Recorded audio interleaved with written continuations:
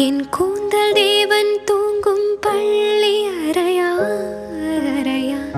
மலர் சூடும் வயதில் என்னை மறந்து போவதுதான் முறையா? நினைக்காத நேரம் இல்லை காதல் ரதியே உன் பேரை சொன்னால் போதும் நின்று வழிவிடும் காதல் நதியே.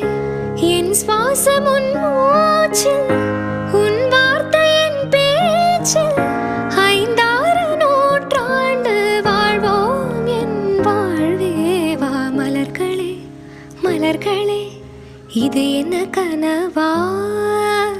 மலைகளே மலைகளே இது என்ன நினைவா?